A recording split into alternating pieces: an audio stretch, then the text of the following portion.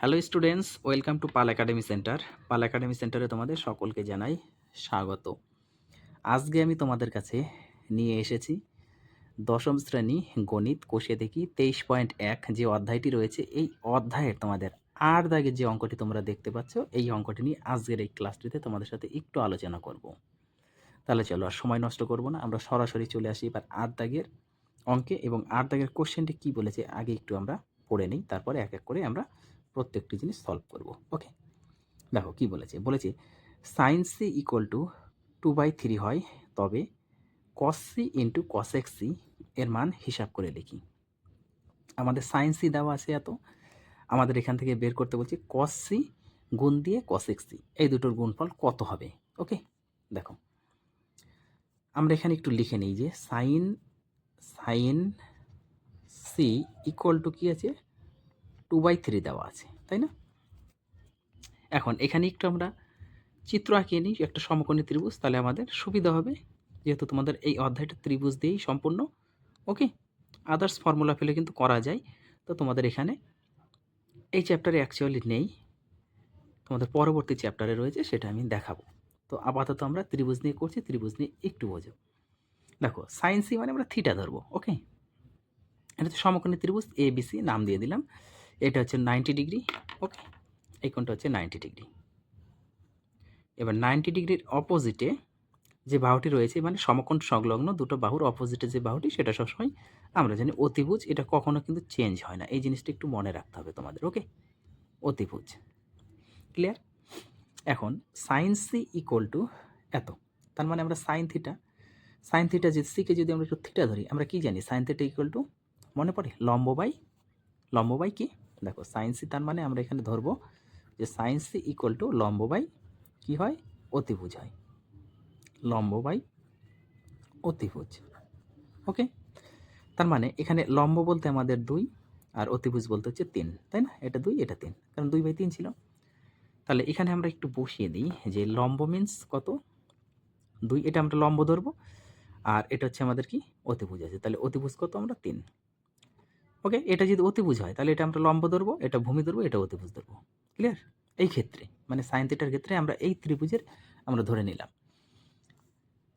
এখন আমাদের কি বিসি মানে ভূমি আমরা জানি না, এটা লম্ব জানি, অতিভুজ জানি, ভূমি জানি। তাহলে ভূমিটা বের করে দিই। কীভাবে বের করতে হয় তোমরা প্রত্যেকেই জানো, যে কিভাবে, পিথাগোরাসের উপপাদ্য অনুযায়ী, তাই না? পিথাগোরাসের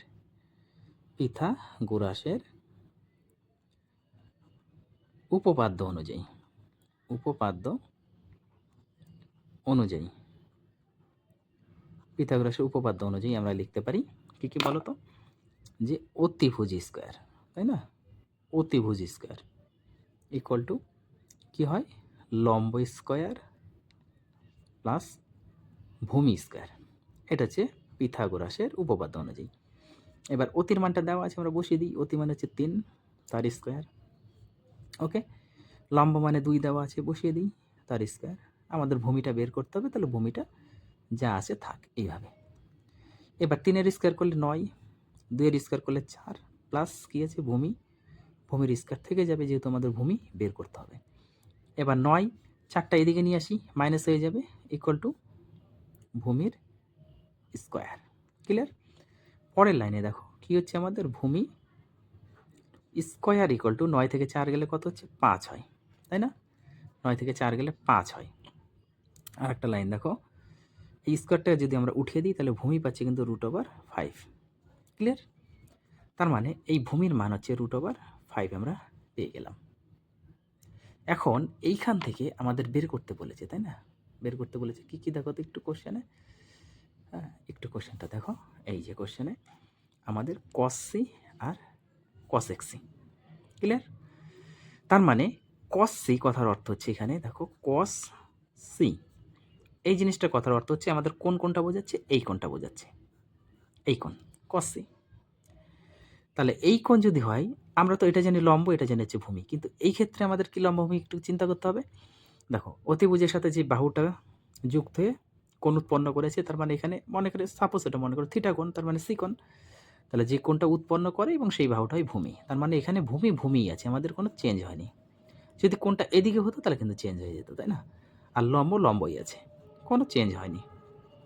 ওকে, সি কোণের সাপেক্ষে ভূমি ভূমি আছে, আর লম্ব লম্বই আছে। যদি এ কোণ বলতো তাহলে চেঞ্জ হয়ে যেত, তাহলে এটা হয়ে যেত কি ভূমি, আর এটা হয়ে যেত লম্ব। এই জিনিসগুলো কিন্তু একটু মনে রাখতে হবে। ওকে, তাহলে দেখো কস কস সি মিনস এখন মানে কস থিটা ইকুয়াল টু কী জানি, কস থিটা আমরা সমান সমান জানি কি ভূমি বাই অতিভুজ, ভূমি বাই অতিভুজ। ওকে, ভূমি বাই অতিভুজ হচ্ছে আমাদের কস থিটা। এখন cos C equal to theta means C, এখানে আমরা একটু ধরছি, হ্যাঁ, তাহলে হচ্ছে কস সি মানে ভূমি আমরা বসিয়ে দিই √5 বাই দিয়ে, অতি মানে কত 3, তার মানে √5/3 হচ্ছে কস সি। আর একটা আছে আমাদের কি কসেক, কসেক সি, কসেক সির মান বের করতে হবে। কসেক সি সি এর সাপেক্ষেই বলেছে কোন, তাই না, সি সাপেক্ষেই বলেছে, তার মানে আমাদের এটা চেঞ্জ হবে না, ভূমি ভূমি থাকবে, লম্ব লম্বাই থাকবে। এবার কসেক থিটা মানে হচ্ছে আমাদের কি সাইন থিটার অপোজিট, সাইন থিটা মানে হচ্ছে লম্ব বাই অতিভুজ, তাহলে কসেক তার অপোজিটটা, তার মানে অতিভুজ বাই লম্ব। ওকে, অতি বাই লম্ব, ক্লিয়ার এতটুকু? এখন কসেক থিটা ইকুয়াল টু মানে সি ইকুয়াল টু অতি মানে হচ্ছে আমাদের 3 আর লম্ব মানে হচ্ছে আমাদের 2, তাহলে 3/2 আমরা পেয়ে গেলাম, তাই না? তাহলে এই যে মানটা, এই মানটা আর এই মানটা আমাদের দরকার, একটা হচ্ছে কস সি আর একটা হচ্ছে কসেক সি। ওকে, এখন কোশ্চেনে বলেছে, দেখো একটু এই দিয়ে করি, হ্যাঁ, কোশ্চেনটা একটু খেয়াল করো। এখন এই যে কোশ্চেনটা কস সি গুণ কসেক সি, দেখো কস সি গুণ কসেক সি, তাই না? কসেক সি এর মান আমাদের বের করতে বলেছে। আমরা কস সি বের করেছি না, কস সি মানে কত √5/3 ইন্টু কসেক মানে কত 3/2, কোনাকুনি 3 কেটে যাচ্ছে, তাহলে উপরে আছে √5 বাই নিচে 2, তাহলে এইটাই কিন্তু আমাদের অ্যান্সার। বুঝতে পেরেছো? তাহলে এই অধ্যায়ের কিন্তু মোটামুটি তোমাদের অঙ্ক প্রায় শেষ হয়ে গেল। এখন ঠিক না ভুল, কয়েকটা অঙ্ক আছে তোমাদের, তো এই অঙ্কগুলি আমি একটা ক্লাসে আপলোড করে দিব।